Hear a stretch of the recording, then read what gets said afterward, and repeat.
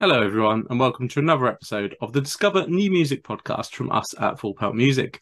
Shortly, we'll be chatting with As Sirens Fall, who we recently featured over on our Discover New Music playlist on Spotify with their recent single, Heaven Spat Us Back Out. But before then, the usual reminders from myself. If you would, please do follow us on social media. We're on Facebook at Full Pelt and on Twitter and Instagram at Full Pelt Music. And if you would, please do hit that like button, hit that subscribe button, wherever you're watching or listening. Well, welcome, Mikey Lord from As Sirens Fall to the Discover New Music podcast. How are you this fine evening? I am wonderful, actually. Thank you very much. Yeah, I'm relaxed and chilled. I've got my Diet Coke. Perfect. Nice time. How are you? Yeah, well, we're absolutely delighted to have you on the podcast. So you've been making some waves recently, with your new music coming out and making some really good impressions, including on ourselves. So we obviously featured one of your tracks on our Discover New Music playlist on Spotify. Hence, we've invited you onto the accompanying podcast. So we don't just stick any old song on that playlist. Obviously, we have really enjoyed Heaven Spat Us Back Out, which we will talk about in just a second. But we start every Discover New Music podcast with the same feature. So the podcast is aimed at obviously bringing new audiences to bands, discover new music. So for listeners that are checking this out and do not know who As Sirens Fall are, we always start with the origin story. So what is the origin story of As Sirens Fall? How did you come together as a band? Yeah, the origin story of As Sirens Fall is a fairly classic tale, I think, as far as any sort of group of local musicians whose bands all happen to disintegrate at the same time and decide to pick up the phone because they want to keep doing it. I know a drummer, I know a bass player, I know a guitarist or whatever. And one day the phone rang and it was the drummer of a band that I'd played with before. And he was in a band with a bassist and a guitarist from other bands. And we just kind of, morphed together. So that was kind of how it all began. And we played together and it was the tightest thing that any of us had ever done. We just clicked, and then we lived in a business center essentially for like 6 months just writing, and there was never any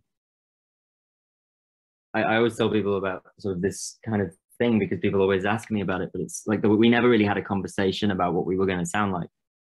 Okay. And I think that's one of the things that keeps it really exciting for us and the people that follow us, because we just kind of go with it. As long as we love whatever we're doing, there aren't really any rules beyond that, and that's the thing above everything else I think that I love most about this project is there's just so much room to just kind of, if I decide that I want to be in a Slipknot style band but still wear eyeliner tomorrow, then that will be fine because it's still us. Do you know what I mean? But at the same time, if we wanted to do like an acoustic album and it was all going to sound like James Blunt, it would also be fine. Yeah. Yeah, quite a diverse palette. Probably, but I like that freedom, and I think that's probably like the key facet of our band that I would put in front of somebody that had never heard of us before. Fantastic. No, and yeah, it starts out with that classic story, as you say, the local scene, different bands breaking up, coming together. But no, I do love, that you've got that freedom, because quite often these days with pressures from the industry, I think a lot of bands lack that freedom to do what they really want to do. So it must be really, refreshing to yourself to have that. Yeah, 100%. And it's entirely by accident, because I think all the bands that we've been in before have had that conversation, and we just never did. We just wrote songs while we were sort of trying to figure out who we were, I think. And then I think we realized at one point or another that who we were was the four of us or the five of us or whatever it was at the time playing together. And whatever noise that was us. Yeah, which is beautiful, and that's all it ever should be, really, shouldn't it? So no, that is fantastic. And of course, you've put quite a bit of music out into the world now, and one of the latest songs that has come out is Heaven Spat Us Back Out, which obviously is the song we've featured on the playlist over on Spotify. This is listeners obviously need to check out. So next up for us, we like to ask you about the song that's on the playlist. So, what can you tell us about Heaven? How did that song come together in a business center? What is the song about? What is the story of Heaven? The EP we put out last was called Le Pelt du Vide Part 1. And that was a project about initially going into it, it was the first time we set out to be like, right, let's write an EP, rather than at some point realizing, oh, we've got enough songs, we could, you know. And that was meant to be, the intention behind it was, let's do a song for each of the 5 stages of grief. Okay, because at some point along in the process of that, we realized that the 5 stages of grief are fucking bullshit. You know, there is no black and white with that kind of thing. We were committed to the project, and it still worked, and it's something I'm incredibly proud of. And on the day that it came out, I started writing Heaven up in my attic. And obviously we were in the middle of the pandemic at that point, and it's still it's very much a song about grief. It's very much a song, but of a something resembling acceptance, but not in a particularly flowery or shiny nice way. Do you know what I mean? A little bit closer to the idea, for lack of a better term, of giving up. Yeah. But on the delusion that the thing that you're grieving, or the person that you're grieving, is ever going to come back. Which is a sad, bleak notion to base a single on. But it in that sense, it very much feels like a song that could have been on that EP. Equally, it's better on this one, because it was, as much as it is sort of the big anthemic-y closer, it's also kind of the link between them, I think. And it's probably, out of all of them, also the weirdest process we ever had from start to finish of making a song happen, because there's some songs we write as a group, some I just write by myself, and this was one of those. And we were in the pandemic, so that was happening anyway. But it was one of those where I demoed it, and then the boys sort of rejigged each of their parts, and then we went to the studio and each person recorded each of their parts individually, and then it sort of went through iterations over a while. Some of the vocals got redone, and things got changed, things got added and taken away. It was a challenging song to get done, and it literally, like, it was written, like I say, in whatever it was, the end of 2020, and we finished it. It can't be more than 4 months ago. So, wow. Yeah. It's been something of a difficult child, but I love it to pieces. It's probably the saddest song we've ever done, but I love it with all my heart. I can't wait to play it live. And we actually played it together for the first time last night. Yeah. Wow. Because even when we did the video, we did each of our parts on our own. Okay. Yeah. Each person really shot. So at no point have we actually stood as a unit and played that song together. It was a blast. I can't wait to play that one live.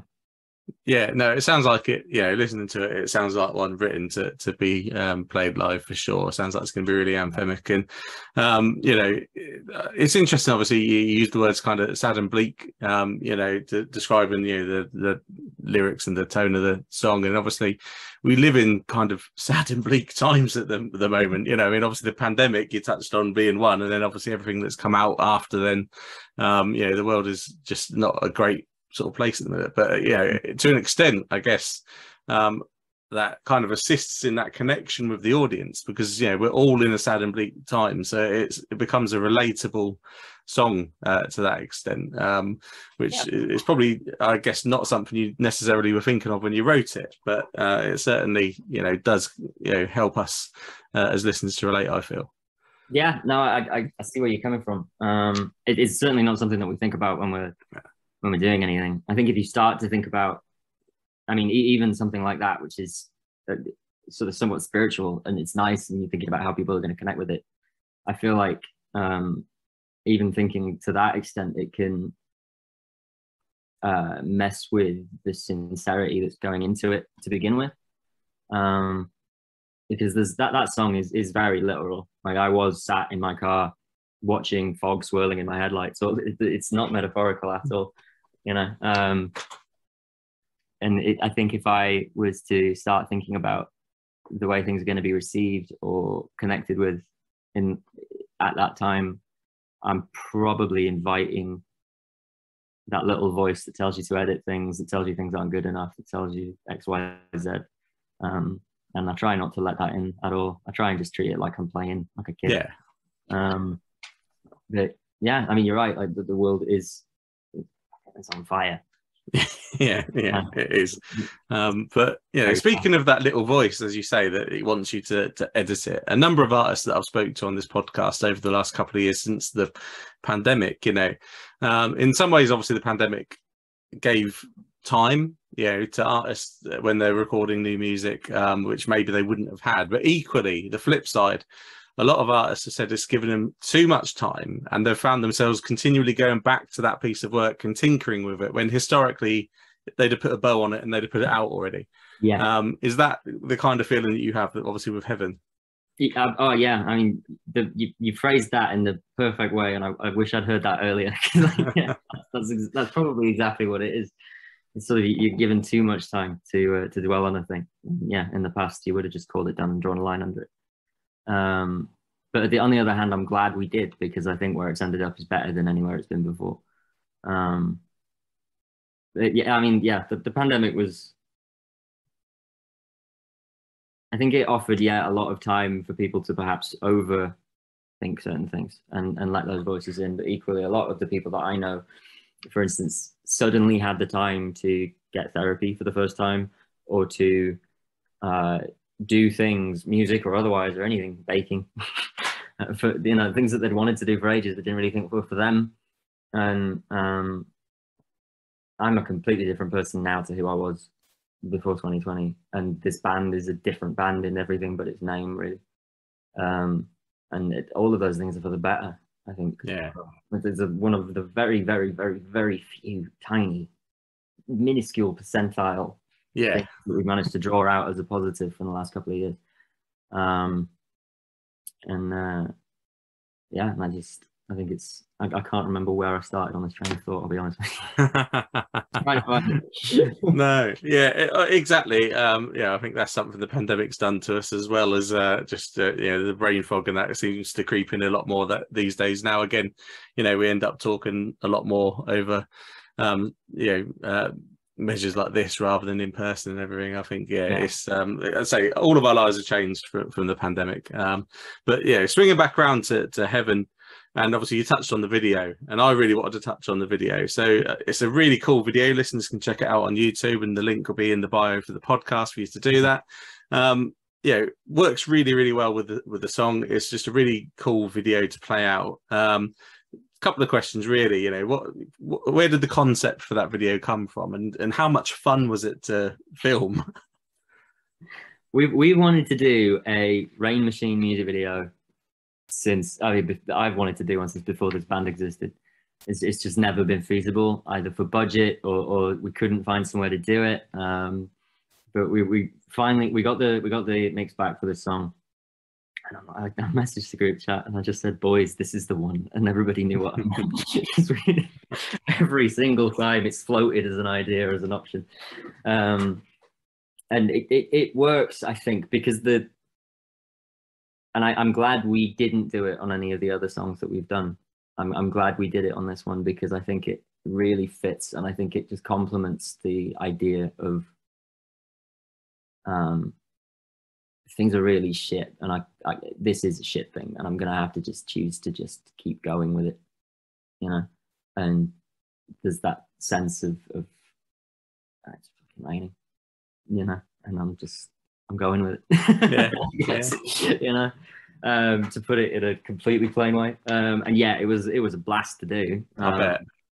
So many power slides. So it was like being at school disco.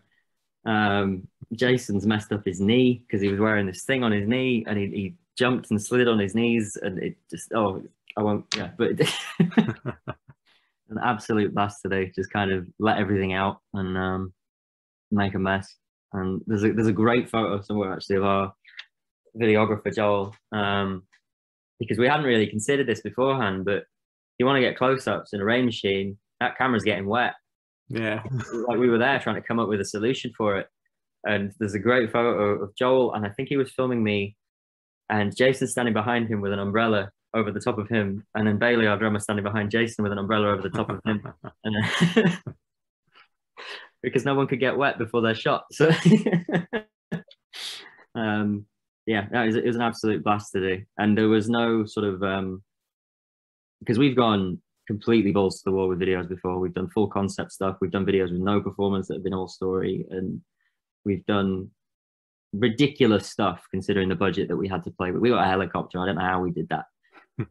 And just sort of having it's a 3.5 minute, very simple idea, and it's nice to do it like that, and I think it really works. Yeah, simple but effective, certainly. Yeah. And yeah, no, I'm glad you had a blast filming that here. It looked like a lot of fun, and obviously, you know, it works really well, and it's obviously giving you memories, hopefully, to last a lifetime from the filming of it as well. So no, it is fantastic stuff. Listeners certainly need to go and check that out to see what we've been talking about. And of course, you know, Heaven, the track, comes from your new EP. So you've got an EP coming out on November the 4th. It's called Coming of Rage. Obviously, you mentioned, you know, it's not your first EP. So, you know, how did you approach this EP, you know, differently to perhaps your previous ones, and what should listeners expect from it? This EP was it's another one of those things where it's a result of the pandemic. I think in the format that it's in the way that it feels. All of it is everything was written during or just after. Well, after, I'm using loosely. You know, yeah, we've done, this is our, oh my god, 4th EP, yeah. And each one has been done in a different way. Like the first couple were sort of, we've got enough songs now, let's go make one. And then there was the one in 2020, which was kind of done as a sort of cohesive project. This one, we were just going to, I'll draw back. So the pandemic gave us an opportunity to reassess everything that we were doing. And the last show we played, the last thing we did was we did a 2-night residency in Keighley, the town we're from. We did 2 headline shows, and they were the best shows I'd ever played. They were sold out, and it was just magic. And we had all these big plans for 2020, and it was going to be full pelt. We weren't stopping, you know. And what happened. And sort of after the panic began to die down, and sort of gave us this opportunity to tear everything back a little bit and reassess and sort of ask ourselves, what are we going to be now? What do we want? Who are we? Because we've been wearing these stages uniforms, for example, these black denim things with patches on for years. If we were starting today, would we do this? Is this who we are? Is this what we like? You know, or is this just, to use a probably slightly harsh word, is this a bit of a crutch? Because then we don't have to think about it. It's like, you know, that's sort of, you know. And we just sort of deleted it and just sort of, we'll keep the name, we'll keep the lineup because everything's brilliant. What are we? What do we want to do? And this is kind of what we have ended up with. And it's sort of us being our most ridiculous selves, but also our most sincere. Not that we weren't before, but really making a point of it. Yeah. And really going to and being conscious of it and just going all the way with that. And yeah, I mean, it's everything feels revitalized and rejuvenated now. You know, and we've been working with new people and trying different things and sort of just saying yes to all of the things that sound fun. Yeah. I think that's not to throw shade or to or to cast any sort of negative or regretful light over anything that we've done before, because there isn't anything resembling that. But there is something more fun and something I don't know, just more exciting now than there ever has been before. This EP is us at our most cohesive, it's our most mature, it's the best songs we've ever done, it's the funnest we've ever had, the most fun we've ever had. And people seem to be loving what we've put out of it so far more than ever. So I think we're doing something right, you know, and we're loving it. So, which is again really the main thing, isn't it? But you know, you touch on obviously other people loving it, and it kind of brings me to another point here that I've got jotted down. Obviously, reaction is instantaneous with social media and everything these days. And you've obviously gone through this kind of, you know, metamorphosis into, you know, what as Sirens Fall is now. You know, do you ever, you know, how much attention do you pay to that side of things? You know, and do you get a sense of like momentum building at all? 100%. Yeah. I mean, it's not something I pay attention to when I'm writing or when I'm. It's not something we really give any credence to when we're doing anything creative. That's very much just for us, you know. But when we're in a sort of release phase or an announce or a launch phase, it very much goes into that headspace of how best can we support this thing that we've made together, and how well is this thing that we've made together doing. It's like we're sending our kid to school. Yeah. You know, I want to see the school report. I want to know if you're behaving yourself. Show me that homework. Have you got your PE kit? I keep an eye on it all. Yeah, not from a vanity standpoint and not from a sort of self-worth standpoint or anything like that. It's much more black and white, cold indicator of, and nothing creative either. Very much like, okay, so maybe next time we don't release the music video at 7 p.m. Maybe we do it at midday. Maybe then more people will see it. Maybe we don't do it on this day next week. That time, maybe we do it on a different day. You know, like, yeah, everybody releases on Fridays, but that's also when everybody goes home for the weekend. So that might not work if we want to get people to pick it up, you know, that kind of thing. Yeah. And we'll pay attention to numbers all day long with that kind of thing, you know. And you kind of have to if you wanted to make the thing financially viable as well. Of course. Definitely. So yeah, 100%. They're two very different camps. Certainly. Obviously, and as you say, if you want to make something viable, I mean, it's a really difficult industry to navigate at the best of times, but it seems just to be getting harder and harder for everyone out there.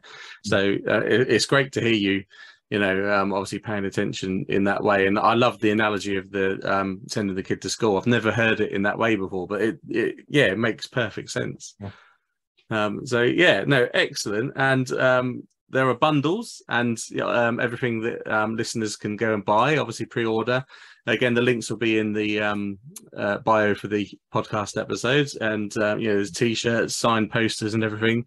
And obviously, yeah, the whole like aesthetic of the band, you know, I've really admired, you know, in the artwork and everything that goes into it. So obviously listeners go and check all of that out. And obviously, you know, you talked about, you know, kind of ditching a bit of the old look, and I find there's a lot of bands these days that are able to build a connection with a fan base through the kind of aesthetic, and that's not necessarily just the look of the band, but kind of the attitude and everything with it as well. Again, is that something that you're semi-conscious of as you look to plan ahead?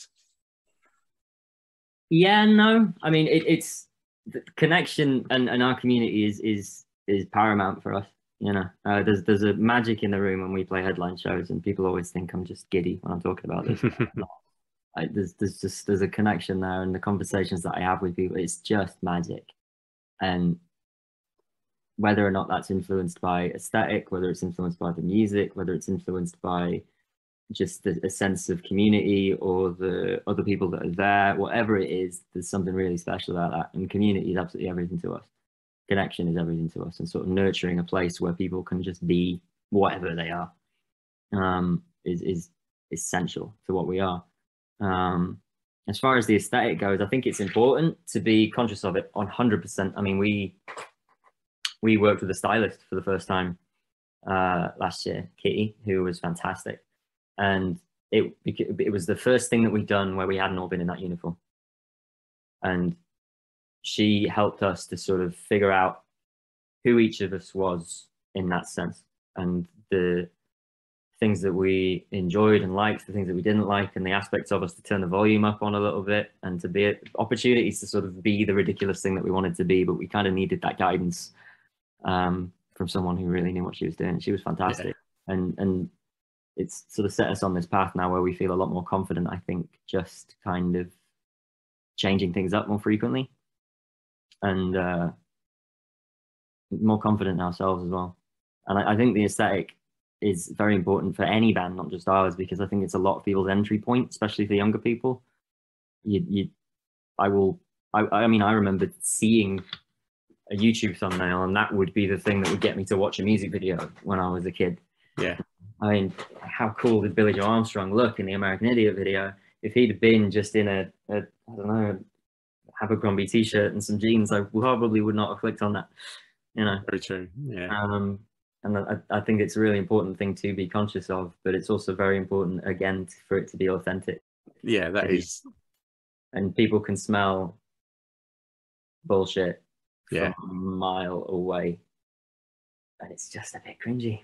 It's very cringy indeed. But as you say, I think it is great to see, going back to that freedom you talked about, at the very start, it's great to see a band that has got that freedom in every aspect to just be yourselves, which again is what really it's all about at the end of the day for me. So you touched on headline shows, and my next bullet point is you've got an EP release show at the Key Club, which is a great venue in Leeds, on the 4th of November. So, I mean, you must be really excited about that show. I'm pumped for it. I mean, it's freaking me out that it is. Oh god, I'm scared to do the maths, but it's something like 2 weeks away. And like we announced that in whatever it was in May, and it's sold out in August, which is just beyond belief. Yeah. It's absolutely nuts. Like we kept a little bank of 10 or 15 tickets to one side for like family and friends and people that were like, I didn't think it was I'll come on the night or whatever. And they're all gone now. Yeah, I still haven't got my head around it, and I don't think I probably will until I'm stood on that stage. But we ran the set for the first time last night together, and I'm more excited for this than I think I've ever been excited for anything that we've ever done. The plans that we've got for it and the people that we've got working with us on it are amazing, and I'm really, really excited for it to materialize. And I just hope nothing breaks. Yeah. So you've been able to obviously get out and play some shows post-pandemic. I noticed you were able to support Vukovi the other day, who are obviously absolutely incredible act that are smashing it at the minute. You've got a show coming up with Lost Alone, who are obviously a band that have recently come back from a long time away, and again absolutely smashing it at the moment. So when you're playing these shows with bands that have got quite a lot of industry experience and stage experience, are you looking at learning any kind of lessons from them? What kind of approach do you take to those support slots? It's like going to class. Yeah, you watch someone put on a great show, and you pick up things, and you notice things from being in the band. You notice, oh look, the guitar string snapped. How are they going to manage this gap? They've got a solo coming up, or the tuning's off there. What are you going to do? When's your next opportunity to fix that? And you watch how they manage that situation. I'm not just speaking about Vukovi specifically here, just to be clear, at any band that we've ever worked with. And you watch people do crowd work, and you watch people control the energy of a room. And it's from the perspective of somebody who's in a band, it's such a blast to see how differently people do essentially the same job, and it's always different, and people's different approaches. And so that's one facet of it. The other facet of it is getting to play with all of these amazing artists is brilliant. I mean, my first ever tattoo was the Lost Alone logo. Wow. I've wanted to play with them for years and years and years, and we got to play with Mark, who started another band called Damn Cargo a couple of years ago. It was great to play a show with him. And they've come back, and I'm over the moon about it. And getting to actually play a show with them, I'm ecstatic about. So, yeah. Yeah, no, that is one for obviously listeners. Boston Music Rooms, 9th of December. Pick up a ticket and head along. Obviously, two fantastic bands. I think Fort Hope are playing on that show as well, which is another band that had just come back after a bit of time away. So yeah, definitely one to make sure you can pop along to, listeners. If fans can't get to that show, what's the live prospects for As Sirens Fall looking like over the next year or so? Have you got plans to do a headline tour, or have you got anything else that maybe can't be announced yet, but should fans be expecting the opportunity to see you? 100% people should be expecting the opportunity to see us. Yeah, 2023 is going to be busy. I don't think we've announced anything for 23 yet. I might be wrong. I don't think we have, but there is a lot sorted for 23. There's definitely a lot coming. Hopefully some more headline stuff, and because I love doing those. But equally, I love doing support shows so much. I love working with other artists and playing to just a different energy and different people, and stretching that muscle. Yeah, certainly. And listeners definitely need to come and check you out. And obviously, if they want to stay up to date with you, we've touched on it. Social media is the place to do it these days. I love the bands that make my life easier and have the same handle on all of their social media as you have. So you've nailed it down. And listeners, it's really simple. It's As Sirens Fall, when you can find them on Instagram, Facebook, Twitter, etc. So obviously go and follow the band. Yeah, that's where you're going to keep up to date with them, any live shows that are coming up. So definitely do that for us. So we're nearing the end of the podcast. We've got one main section left, but before then we're chucking in an extra one at the moment because Independent Venue Week is coming up in a few months' time. So we're just asking artists, to just put the spotlight on your favourite independent venues. Where would you like to give a shout out to? I would like to give a shout out to the Exchange in Keighley. They've been so good to us over the years. It was where we played our first ever headline show, and we sold it out with one song out, and I'm still riding on that, even though it was 7 years ago. And we've played there countless times since, and Michael there is a star, and they're brilliant. And if you're ever in West Yorkshire, you should make the trip to the Exchange Arts Centre in Keighley, because they've always got great stuff on, and it's a great room, and they're great people. Excellent. Thank you for that. Obviously, without this ecosystem of grassroots music venues, artists, ranging from, As Sirens Fall all the way up to Creeper, all the way up to My Chemical Romance, they've all started somewhere, and without these venues, it would be very bleak out there for the music scene as a whole. So we love it. So the last section of the podcast is what we call set list science. I'm a bit of a set list geek. Okay. So the question is, oh my. Excellent. I love it. So how much importance do you put into the structure of a set list, and have you got any rules that you tend to follow?